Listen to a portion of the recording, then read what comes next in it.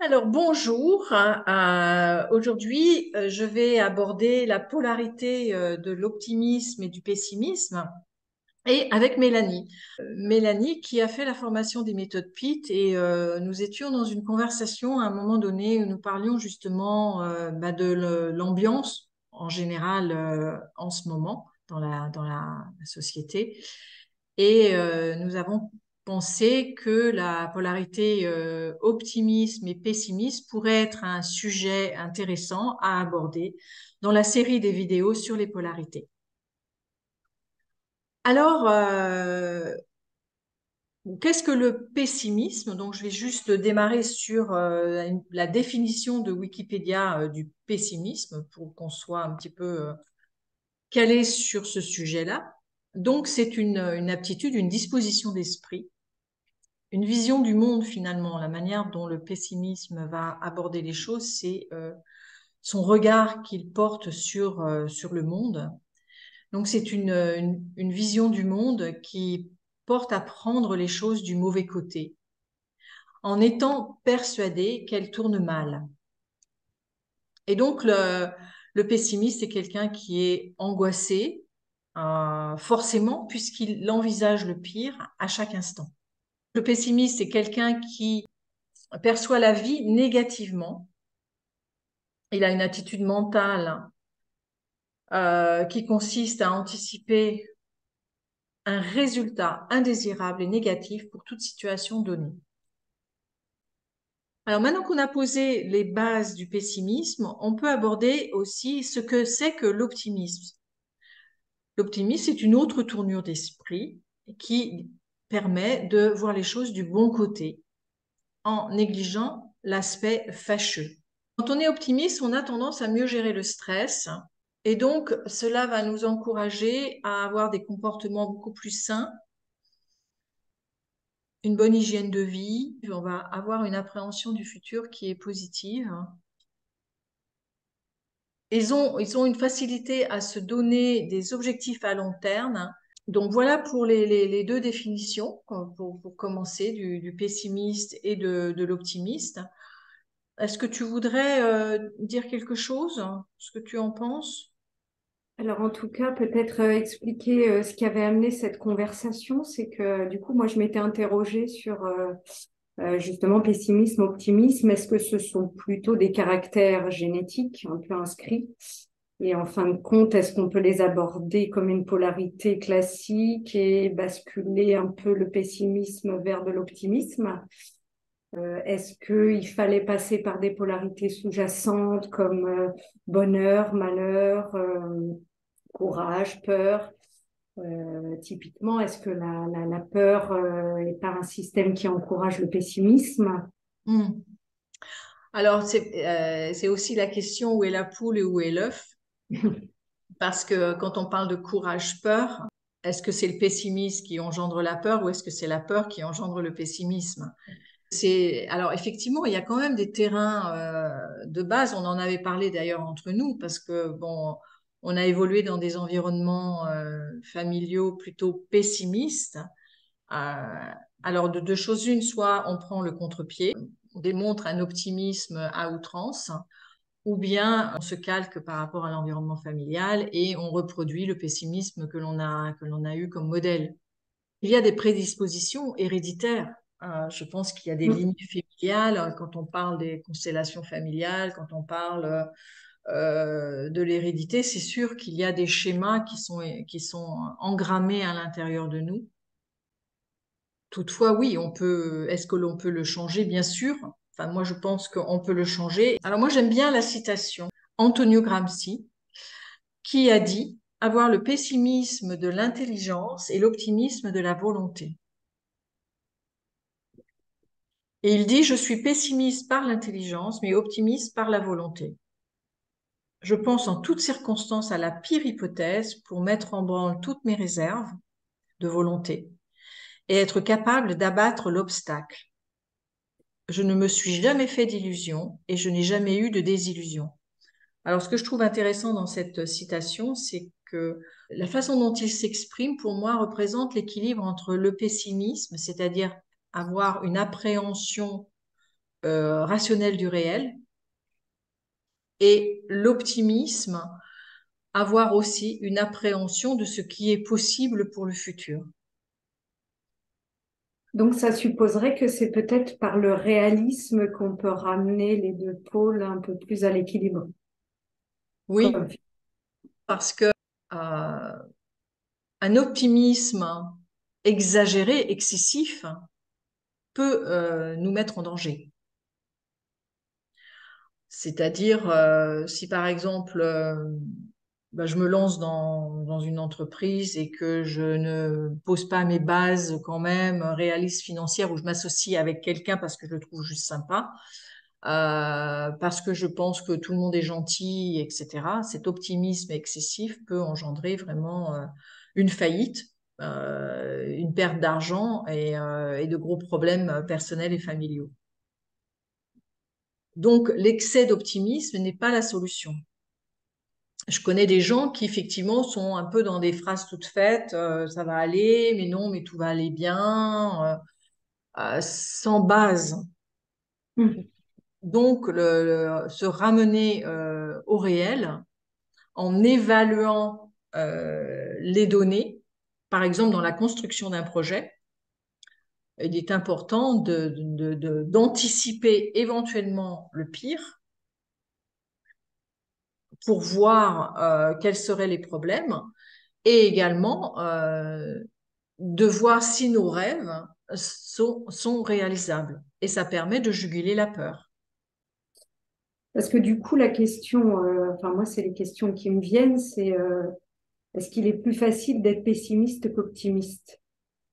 La question que je me posais, c'était de savoir si finalement, sans jugement de valeur, mais il n'est pas plus courageux d'être optimiste parce que ça oblige à se donner les moyens de ses objectifs, tandis que le pessimiste pourra toujours dire un peu le foutu pour foutu et du coup bah, justifier un petit peu le fait de ne pas aller au combat et de ne pas aller de l'avant. C'est intéressant parce que, en fait, moi, je trouve que ça ramène au fait que une attitude profondément pessimiste est une attitude passive.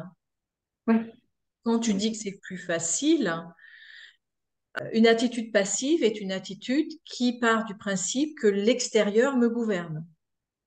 Mm. Et qu'il n'y a pas d'échec, du coup, puisque je n'engage rien et puis de toute façon, je sais que ça ne va pas se faire. Et c'est pas de ma faute. Voilà. Ouais. Donc, du coup, je subis les événements. Mm.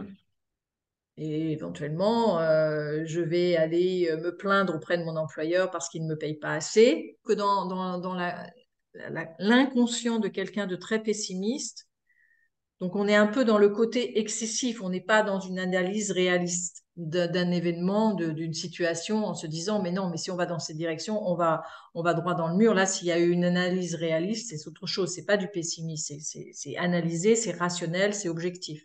Par contre, le pessimisme excessif, euh, c'est quelqu'un qui donc ne prend pas sa responsabilité de choisir une autre vie. Mm. C'est quelqu'un qui vit avec, c'est comme une ombre de fatalité. Quand on écoute quelqu'un parler, quelqu'un de pessimiste parler, c'est un peu comme si il y avait, comme si les choses étaient déjà courues d'avance Mm. et que fatalement, ça ne pourrait pas marcher. Je dirais presque comme une superstition. Oui, finalement, c'est presque pas tant le pessimisme qui est le plus dur à gérer, je pense, pour la personne pessimiste, que le fait d'être dépossédé de sa responsabilité. Et ça nous met dans un espace de vulnérabilité puisqu'on dépend de l'extérieur. C'est l'extérieur qui va faire la pluie et le beau temps dans ma vie.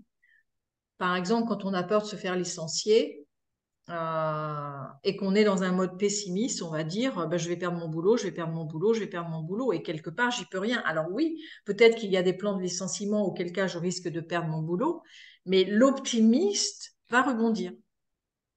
Mm. l'optimiste va dire, OK, si je perds mon boulot, je fais quoi d'autre? Et va commencer à peut-être même à se renseigner, faire des recherches, se faire une formation complémentaire, changer de travail, etc. Donc l'optimiste est acteur. Et en même temps, ce côté acteur demande du courage. Oui, parce que du coup, on a des objectifs et on peut ne pas les atteindre, mais Mm. ça fait partie du challenge et de la richesse du vécu aussi, quoi. Et puis, oui, c'est ça. Et l'optimiste va être acteur de son propre bonheur. C'est-à-dire qu'il recherche son bonheur à tout prix d'une certaine manière. Et il va euh, bouger les lignes de sa vie pour aller vers une transformation qui lui permet d'être plus heureux. Et là, tu parlais de bonheur et du coup, moi, ça m'interpelle parce que dans la capsule bonheur-malheur, tu disais qu'effectivement, la confrontation au malheur peut parfois pousser à vouloir aller vers le bonheur. Et est-ce que le pessimiste a la capacité, en fait, dans cette vision très négative et cette absence de responsabilité, oui, d'imaginer qu'il peut aller vers quelque chose de mieux? Alors moi, je pense que quand on souffre trop, on cherche à changer.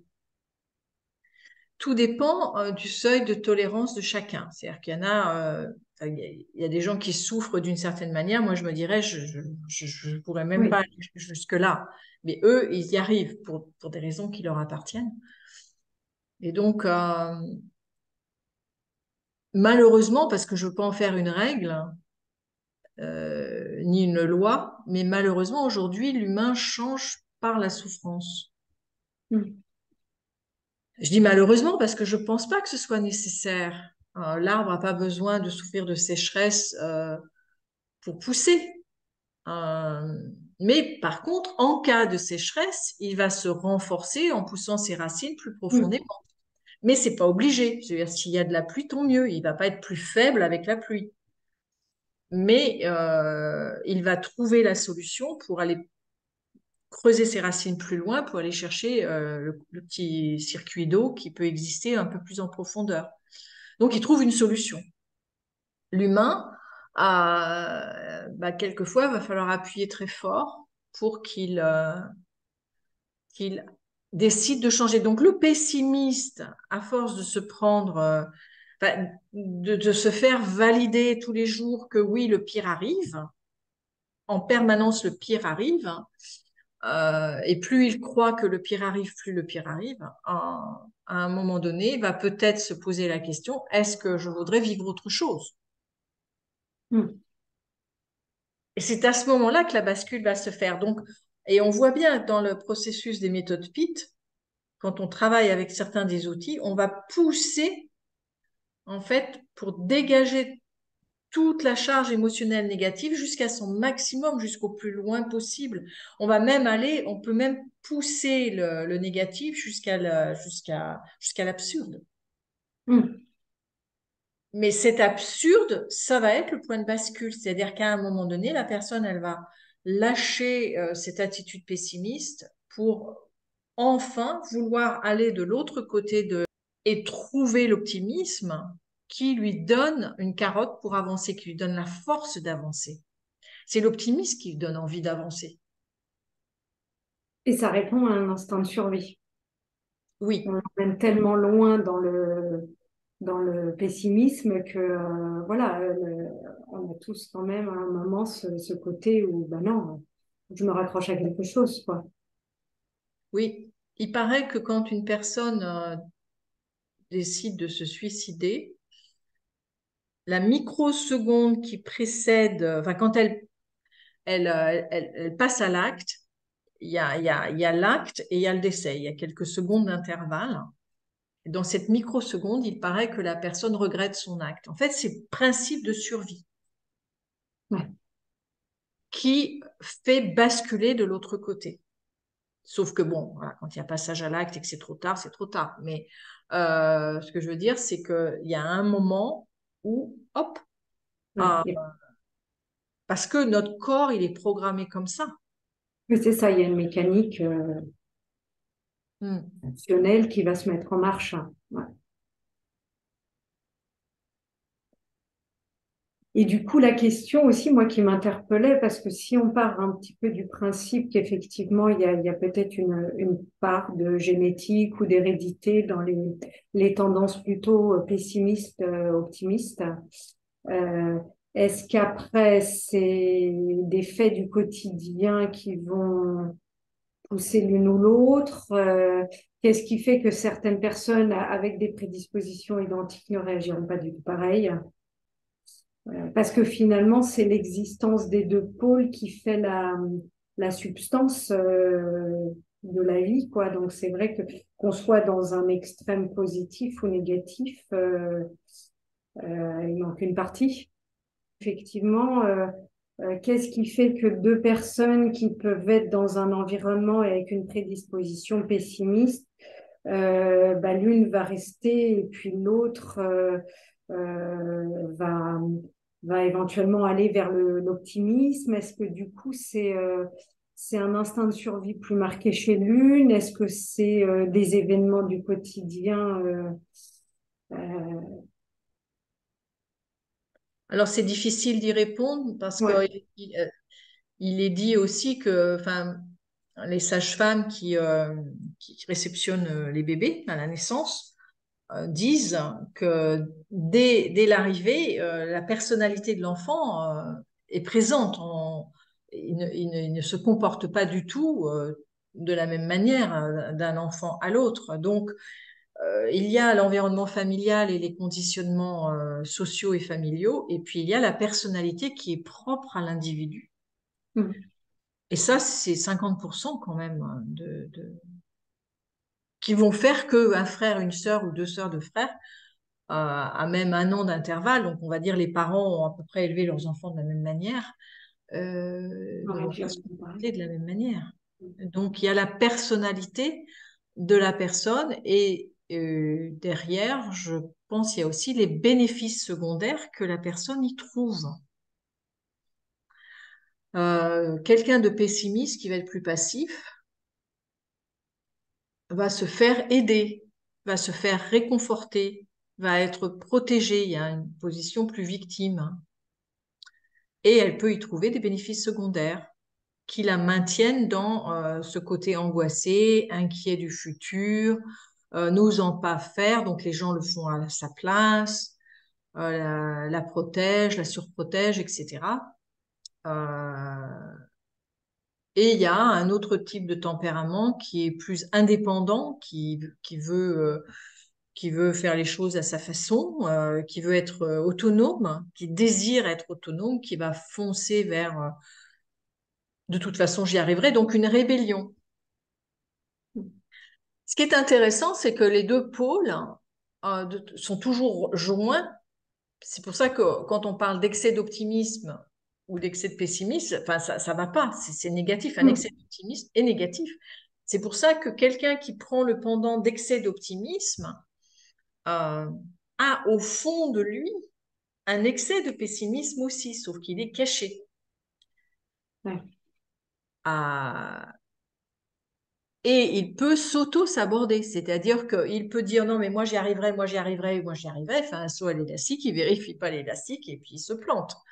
Euh, donc il y a cette et quelque part son pessimisme intérieur est validé d'une certaine manière. Fait penser à ce que tu disais sur la polarité justement bonheur-malheur en disant que le malheur peut être source d'intérêt, d'attention de l'entourage. Alors que, bon, moi, comme ça, j'aurais tendance à penser que le pessimiste, lui, moins. Parce qu'on sait un petit peu à quoi s'en tenir, que de toute façon, tout va être négatif, ça va pas aller. Alors que le malheur, il y a quelque chose quand même d'un peu extraordinaire dans le malheur, parce que chacun va avoir son vécu.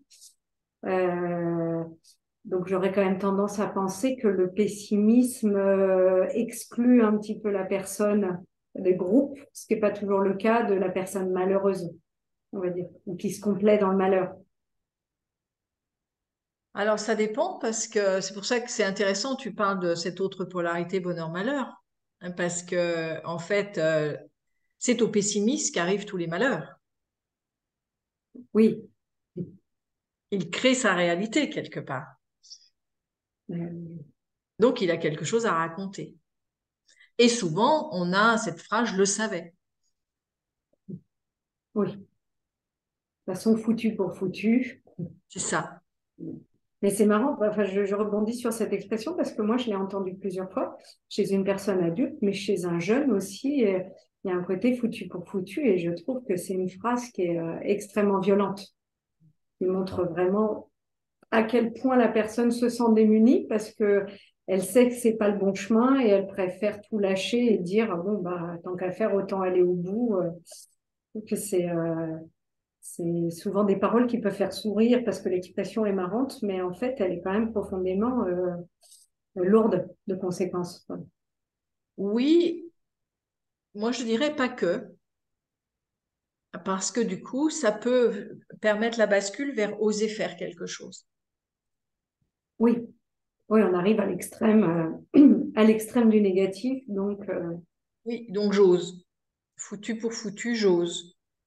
Et je ne suis plus en quête de réussite absolue. Donc je lâche. Alors il y a une autre polarité auquel je pense là maintenant, c'est réussite-échec. mm, Parce que le pessimiste a tellement peur d'échouer qu'il ne fait rien. ouais.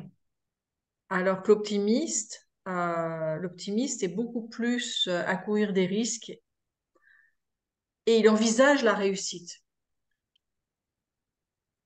Et s'il ne réussit pas, ça ira quand même. Autre polarité, acceptation, refus. Mais là, bon, là, on va tirer des fils un moment.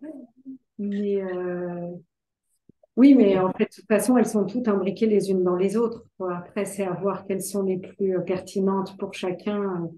Et Hmm. pour ça, le fit est vraiment bien parce que on arrive quand même assez facilement par nos différents outils à identifier les polarités par chez la personne qu'on a en face.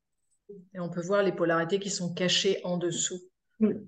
une polarité présente. Et c'est vrai avec les méthodes PIT, on a ce jeu que l'on peut faire avec toutes les polarités qui permettent, puisque, bon, je le rappelle, c'est que l'objectif, c'est de revenir à l'équilibre.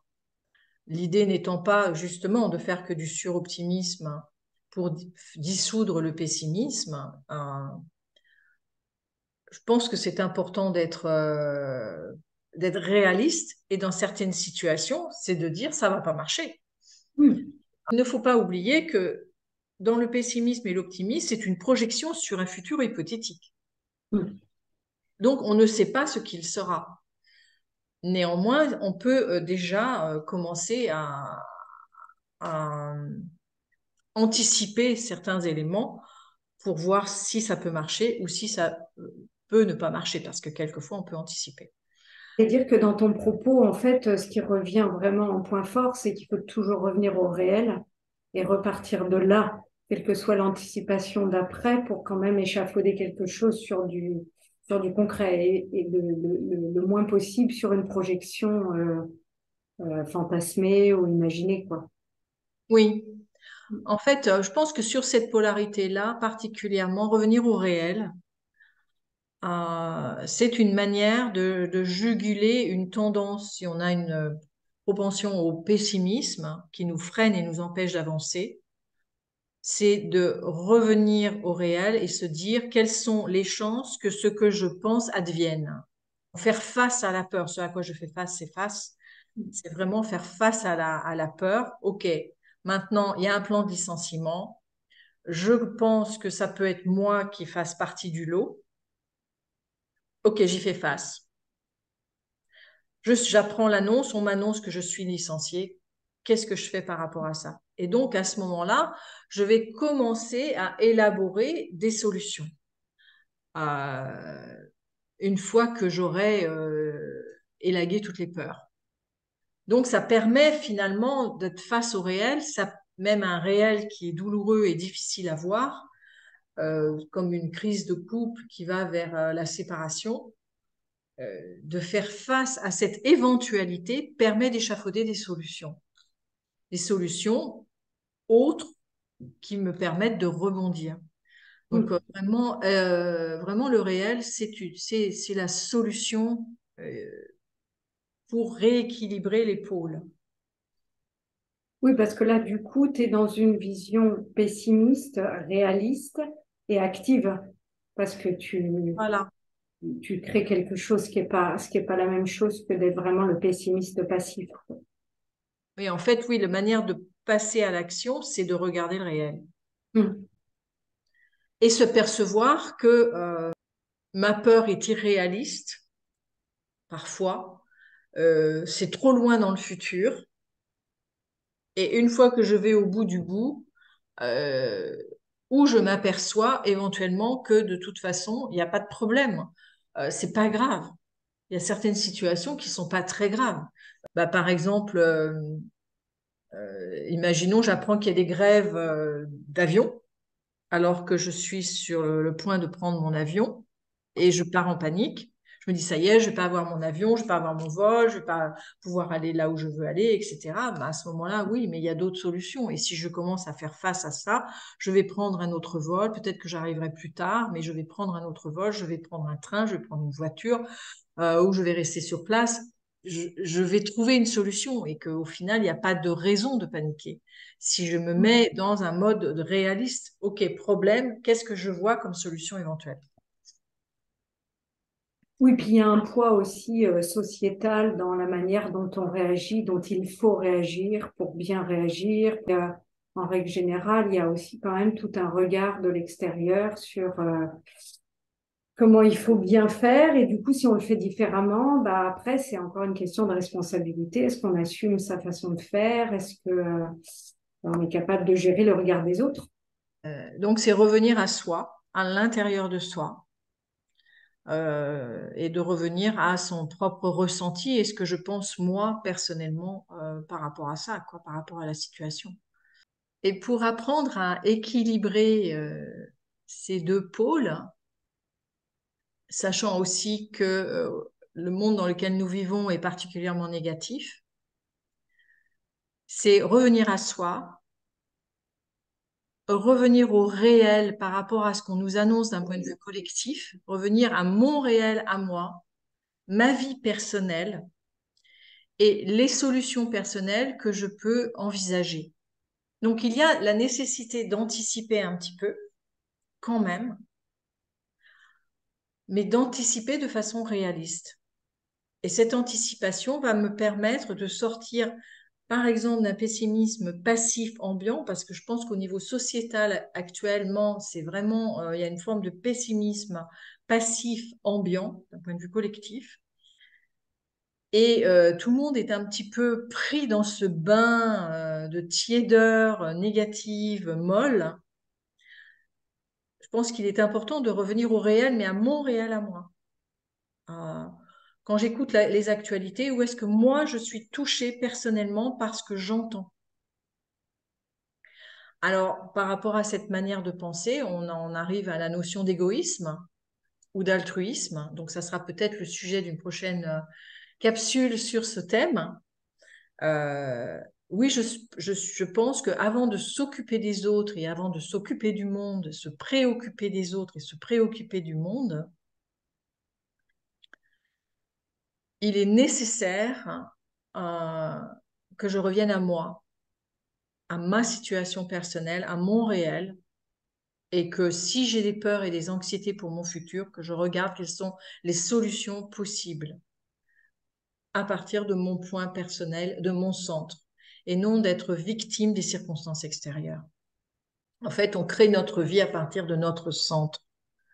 Et Mm. pour ça, c'est revenir à l'intérieur de soi. Et quand on fusionne les polarités, là, on parle de pessimisme et d'optimisme. Quand on fusionne ces deux pôles et qu'on revient dans notre centre, en fait, c'est à partir de ce centre que l'on va agir. Et cette action est chargée de sens, est chargée de notre énergie. Oui, ben justement, moi, le mot sens, je trouvais qu'il était assez important dans cette polarité parce que je pense que c'est avant tout une question de sens qui peut aider aussi à limiter, de partir dans les extrêmes parce que du coup, ça donne un cap.